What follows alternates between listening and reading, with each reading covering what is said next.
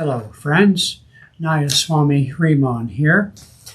I'd like to talk to you today about what does it mean to practice the presence of God. I wrote a blog article on this subject recently at my blog site, hrimananda.org. But to summarize it, we have the practice in India, it's called japa, silently chanting the name of God or a mantra throughout the day. We have the Christian tradition of the Jesus prayer, Lord Jesus Christ, have mercy on me, saying again silently throughout the day. And any combination of devotional or mindful, recollected phrases and so forth. It's a wonderful practice. And as some famous saintly authors have attested, it is life transforming. But I remember my teacher, Swami Kriyananda, who was a direct disciple, personally trained by the great Yogi Paramahansa Yogananda, author of Autobiography of a Yogi. I remember what Swami Kriyananda said. He said, I'd rather be in the presence of God than simply practice the presence of God.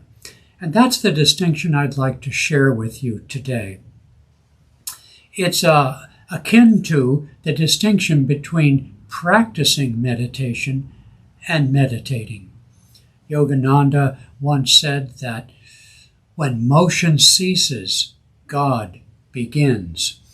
That's a shorthand way of saying that the purpose of meditation techniques is to go beyond those techniques into the inner silence, during which we are awakened, we are open and receptive to receive inspiration, to receive the presence of God in forms of peace and love, inner light, the sounds, the inner sounds of Om or the Amen, the true and faithful witness, calmness, vitality, and other divine attributes of our own soul's nature.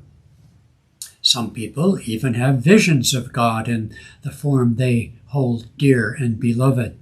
In any case, that's the purpose of techniques, is to allow us to transcend the narrative of the mind, the restlessness of the body, and the seething emotions of our feelings. And so it is with practicing the presence. You can recite a mantra or a silent prayer throughout the day, and I highly recommend it. But the purpose of those is to be transported into the divine presence in one of those forms I've just mentioned. Sometimes it's just the wonderful state of being totally present without the narrative thought going on in your mind. Just lift your eyes unto the hills, relax the mouth.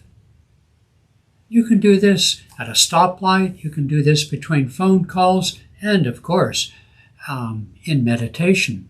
Sometimes during a meditation practice, a technique, we are transported into that still state. Be still and know I am God.